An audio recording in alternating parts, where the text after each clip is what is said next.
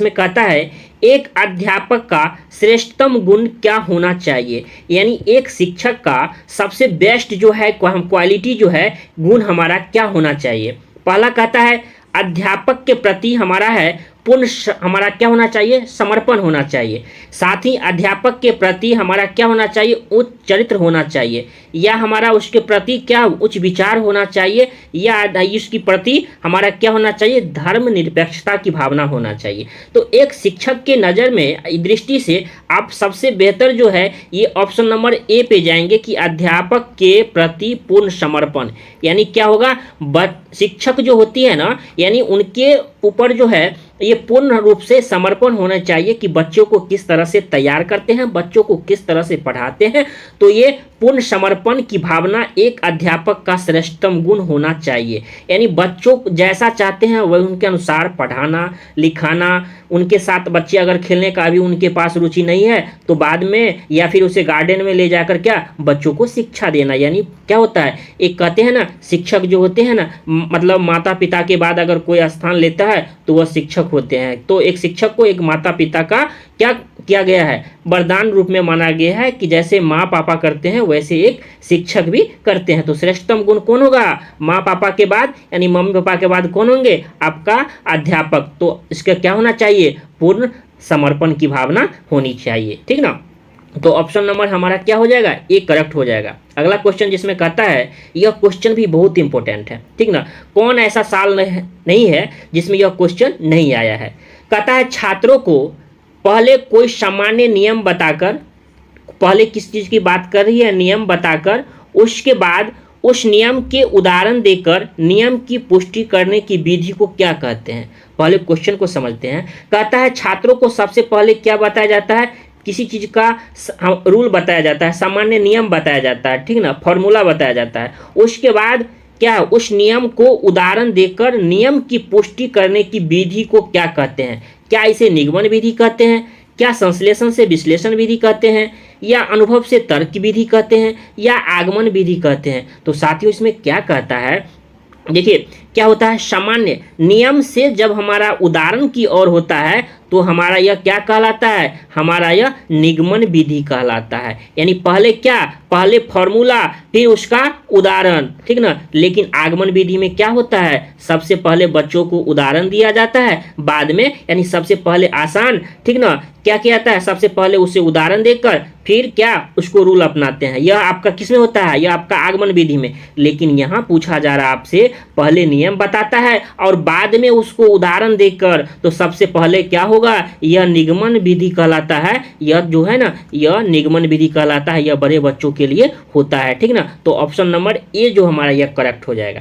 अगर इसी जगह आपका ऐसा रहता, छात्रों को पहले क्या है, पहले उदाहरण बताकर फिर बाद में उसे नियम बताकर, अगर पहले रहता उदाहरण, देखिए क्या आता है सीटेट में, जैसे ये प्रश्न आए हुए हैं ऑनलाइन में, क्या करते हैं अगली बार जब आपका ऑनलाइन एग्जाम होगा या ऑफलाइन कभी भी होगा तो क्या करते हैं ये लोग पेपर में, यानी उस चीज़ को जैसे यहाँ सामान्य नियम दिया हुआ है तो वहाँ दे देंगे आपको क्या, उदाहरण देकर बाद में नियम देकर। तो उसी तरह चेंज कर लेते हैं। तो अगर पहले नियम रहे तो क्या हो जाएगा, निगमन विधि हो जाएगा।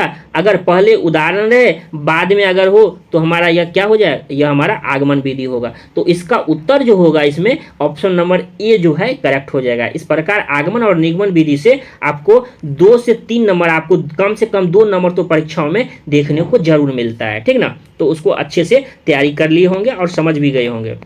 अगला क्वेश्चन जैसा कि स्क्रीन पर देख पा रहे होंगे, जिसमें कहता है भाषा सीखने का प्रभावी उपाय क्या है। यानी भाषा जो हम सीखते हैं तो उसका इफेक्टिव उपाय क्या है।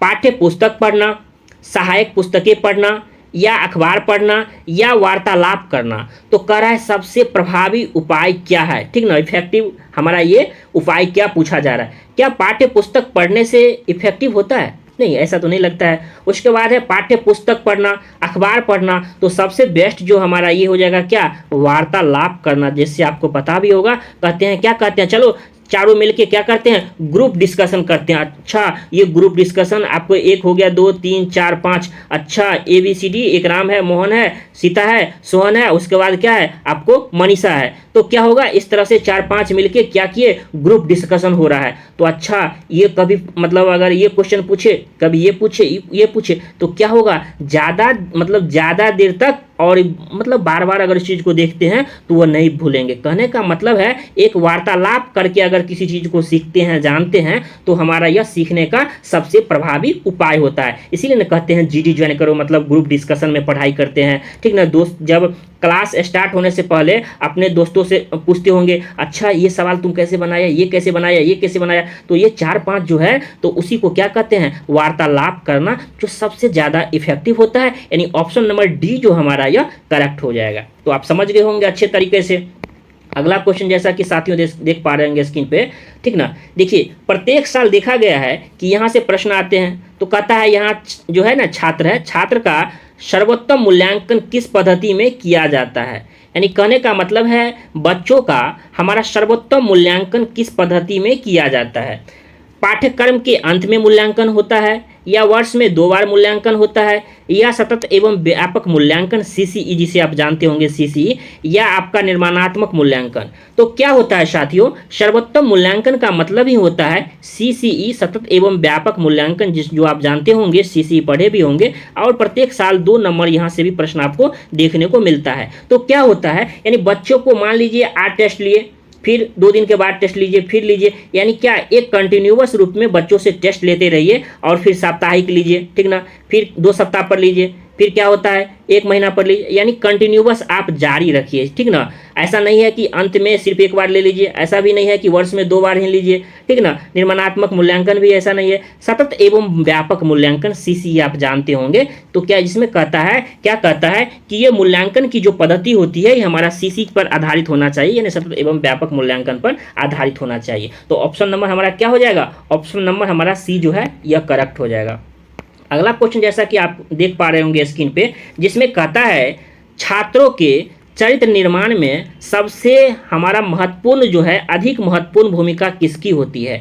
बच्चों के जो हमारा ये चरित्र निर्माण होता है, जिसमें कहता है सबसे अधिक महत्वपूर्ण भूमिका किसकी होती है, अध्यापक के उपदेशों की, या स्वयं अध्यापक के आदर्श चरित्र की, या फिर कहता है महापुरुषों के जीवन गाथा पढ़ाने की, या धार्मिक शिक्षा की।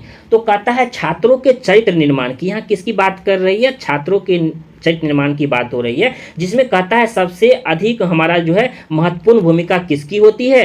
तो स्वयं अध्यापक के आदर्श चरित्र की भूमिका होती है। तो क्या होगा, जिससे अगर शिक्षक जो है ये बच्चों के चरित्र निर्माण का विकास कर पाएंगे। इस प्रकार ऑप्शन नंबर बी जो हमारा यह क्या हो जाएगा, यह हमारा करेक्ट हो जाएगा। अगला क्वेश्चन जैसा कि देख पा रहे होंगे स्क्रीन पे, जिसमें कहता है कक्षा में कुछ छात्र जो है बहुत अधिक सीखने की जिज्ञासा प्रदर्शित करते हैं। यह इसीलिए हो सकता है कि छात्र क्या है, यानी कहने का मतलब है कक्षा में जो है ये कुछ छात्र, सब छात्र नहीं, कुछ छात्र बहुत अधिक सीखने की क्या करते हैं, जिज्ञासा का मतलब होता है उनकी ज़्यादा ललक है, कि ज़्यादा इच्छा है कि हम सीखें। तो यह इसीलिए यह बालक हो सकता है प्रतिभाशाली या धनी परिवार से। देखिए, धनी परिवार से ऐसा नहीं है कि धनी परिवार से अगर होगा ना तो वह सीखने की उसकी जिज्ञासा अधिक होगी, ऐसा भी नहीं होगा, बनावटी हो, उदंड भी हो, ठीक ना। तो क्या होगा, जो प्रतिभाशाली बच्चे होते हैं, तेज बच्चे होते हैं, उनकी इच्छा ही, देखो तेज बच्चे या प्रतिभाशाली बच्चे क्यों किसको कहते हैं, जो बच्चे पढ़ने में अच्छे होते हैं, जिज्ञासु होते हैं, ठीक ना। तो क्या होते हैं, ऐसे बच्चे जो है प्रतिभाशाली बालक कहलाते हैं। यानी ऑप्शन नंबर ए जो हमारा ये जो देख पा रहे होंगे, ये हमारा ऑप्शन नंबर ए हमारा करेक्ट हो जाएगा। तो क्या हो जाएगा, प्रतिभाशाली बच्चे जो होते हैं ना, उसमें कहता भी है कुछ छात्र जो है सबसे अधिक सीखने की जिज्ञासा प्रदर्शित करते हैं, तो प्रदर्शित करते हैं इसीलिए वह प्रतिभाशाली बच्चे कहलाते हैं। यानी ऑप्शन नंबर ए जो हमारा यह करेक्ट हो जाएगा। अगला क्वेश्चन जैसा कि देख पा रहे होंगे आपके स्क्रीन पे दिख रहा होगा, जिसमें कहता है सभी बच्चों की एक ही समस्या है, तो आप उनकी समस्या का समाधान करते हैं। यानी कह रहा है सभी बच्चों की समस्या जो एक ही है, ऐसा नहीं है कि सब बच्चों की समस्या अलग है। गौर कीजिएगा क्वेश्चन को, कहता है सभी बच्चों की समस्या एक ही है, इस शब्द को गौर कीजिएगा, यानी सभी बच्चों की प्रॉब्लम जो है ना एक ही है, तो आप उनकी समस्या का समाधान करते हैं एक एक करके, या सामूहिक ढंग से, या पहले छोटे बच्चों का फिर बड़े बच्चों का। तो देखिए एक एक करके किसको करेंगे, जब समस्या अलग अलग हो, ऐसे प्रश्न गौर करेंगे। जब समस्या राम का अलग है, श्याम का अलग है और मनीषा का अलग है, तो क्या होगा, तब उसको एक एक करके करेंगे, ठीक ना, यानी उसका अलग है, उसका अलग है, इसका अलग है, तब एक एक करके करेंगे। तो यहाँ क्या हो जाएगा, समस्या एक ही है, जब समस्या एक ही है तो क्या करना पड़ेगा साथियों, सामूहिक ढंग से करना पड़ेगा। सभी बच्चों की एक ही प्रॉब्लम है तो समस्या क्या होना चाहिए, समस्या आपका एक ही है तो प्रॉब्लम क्या होना चाहिए, सामूहिक रूप से, यानी बच्चों की सबकी प्रॉब्लम है तो क्लास में आप बता दीजिए, ठीक ना। तो क्या होगा, ऑप्शन नंबर बी जो हमारा यह करेक्ट दिख रहा होगा और यह करेक्ट है भी। उसके बाद अगला क्वेश्चन जैसा कि आप स्क्रीन पर देख पा रहे होंगे, जिसमें कहता है छात्रों में मौखिक अभिव्यक्ति यानी ओरल एक्सप्रेशन को हमारा विकसित करने का तरीका क्या है। तो हमारा कह रहा है ओरल एक्सप्रेशन, ठीक ना, जिसमें मौखिक अभिव्यक्ति की बात हो रही है, ठीक ना। तो विकसित करने का तरीका पूछा जा रहा है, क्या है, परिचर्चाओं का आयोजन होना चाहिए, जो मैंने बताया परिचर्चा के बारे में, साथ ही साथ भाषण प्रतियोगिता का आयोजन, ये भी जरूरी है, अंत्याक्षरी का आयोजन, ये भी आपको खेले होंगे अंत्याक्षरी। तो ये क्या हो जाएगा, ऑप्शन नंबर डी जो हमारा यह करेक्ट हो जाएगा। तो क्या हो जाएगा, परिचर्चाओं का आयोजन भी होना चाहिए क्योंकि मौखिक की बात हो रही है। इसके बाद भाषण प्रतियोगिता का आयोजन भी होना चाहिए। अंताक्षरी में क्या होता है, मौखिक रूप से होता है, ऐसा थोड़ी ना होता है अंतराक्षरी मुंह बंद करके होता है, लिखित होता है, ठीक ना। क्या होता है, तो मौखिक अभिव्यक्ति की बात हो रही है, ओरल एक्सप्रेशन की। तो ऑप्शन नंबर क्या हो जाएगा, आपका डी जो है यह करेक्ट हो जाएगा। अगला क्वेश्चन जैसा कि साथियों स्क्रीन पर देख पा रहे होंगे, अच्छा यह सेशन कैसा लग रहा है कमेंट करके जरूर बताइएगा। अगर ये सेशन अच्छा लग रहा है तो दोस्तों तक इस वीडियो को जरूर शेयर कीजिएगा। अगला है विद्यालय में पर्यावरण शिक्षा यानी इन्वायरमेंटल एजुकेशन से आपकी क्या अभिप्राय है। कहने का मतलब विद्यालय में जो पर्यावरण शिक्षा होती है तो उससे आपकी क्या अभिप्राय है। छात्रों में पर्यावरण का क्या हो, ज्ञान हो, ये की बात हो रही है, ज्ञान हो जाए, या पर्यावरण क्या हो को दूषित कर होने से बचाया जा सकता हो, ठीक ना, या छात्रों का मनोरंजन हो, या छात्रों पर अतिरिक्त बोझ डालना हो। तो कहने का मतलब है विद्यालय में पर्यावरण शिक्षा की बात हो रही है, इन्वायरमेंटल एजुकेशन से क्या अभिप्राय है। तो आपसे पूछा जा रहा अभिप्राय का मतलब होता है क्या तात्पर्य है। तो ये होगा पर्यावरण यानी इन्वायरमेंट को दूषित होने से बचाया जा सकता है। ये बात सही है क्योंकि आप देखे भी होंगे गवर्नमेंट के रूल होते हैं कि हर एक जगह आपको क्या ज़्यादा से ज़्यादा पर्यावरण को बचाने के लिए पेड़ लगाया जाए। तो इस प्रकार इनका यही तात्पर्य होता है कि हमारे पर्यावरण को बचाने के लिए ज़्यादा से ज़्यादा पेड़ लगाया जाए, साथ ही उसे दूषित होने से बचाया जाए। यानी ऑप्शन नंबर बी जो है हमारा यह क्या हो जाएगा, सही हो जाएगा यानी करेक्ट हो जाएगा। अगला क्वेश्चन और इस सीरीज का लास्ट क्वेश्चन है इस वीडियो का, जैसा कि देख पा रहे होंगे, जिसमें कहता है आजकल के आवासीय स्कूलों हमारा जो बोर्डिंग स्कूल की तरह यानी भारतीय शिक्षा की पद्धति के स्कूल थे। यानी कहने का मतलब है आजकल के आवासीय स्कूलों में बोर्डिंग स्कूल की तरह भारतीय पद्धति के स्कूल थे। अब पहले की तरह पूछा जा रहा है बोर्डिंग स्कूल। तो बोर्डिंग स्कूल जो होता है ना, ये हमारा ये क्या होता है, ये हमारा एक क्या होता है, एक गुरुकुल की तरह होता है। क्या होता है, गुरुकुल की तरह होता है, जिसमें जैसे पहले जानते होंगे जैसे क्या होता है, जैसे एक गुरुकुल बना हुआ है, ठीक ना, उसमें गुरुकुल है, आपको रहना खाना पीना उसी में मिल रहा है। तो घर से क्या होगा, मतलब ये होता है घर से भी कुछ जाता था और क्या होता था, ये बच्चों को उसी में बच्चों को क्या करना पड़ता था, कुछ काम करना पड़ता था। उसके बदले जो है शिक्षक जो है उसे फ्री में पढ़ाते थे और शिक्षक भी रहते थे वहीं और छात्र भी, यानी सभी मिलकर क्या करते थे, खाना भी खाते थे, पढ़ते लिखते सभी थे। तो हमारा वो गुरुकुल कहलाता था, ठीक ना। तो अब तो नहीं देखने को मिलता है, बहुत कम देखने को गुरुकुल मिलता है। तो इस वीडियो में आपने 10 CDP के क्वेश्चन को डिस्कस किया और समझा और जाना और सीटेट के पैटर्न को भी जानने की कोशिश किया। तो साथियों ये वीडियो कैसा लगा कमेंट करके ज़रूर बताइएगा। एक बात और बता देना चाहता हूँ साथियों, अगर इस चैनल के माध्यम से जुड़ना चाहते हैं तो नीचे डिस्क्रिप्शन में टेलीग्राम ग्रुप बनाया गया है आप सभी के लिए, जिसे आप ज्वाइन कर लीजिए, आपको बेहतरीन साबित होगी, बहुत सारे फायदे होंगे। अगर यह वीडियो सेशन अच्छा लगता हो तो प्लीज़ दोस्तों तक जरूर पहुंचाइए। जय हिंद, जय भारत।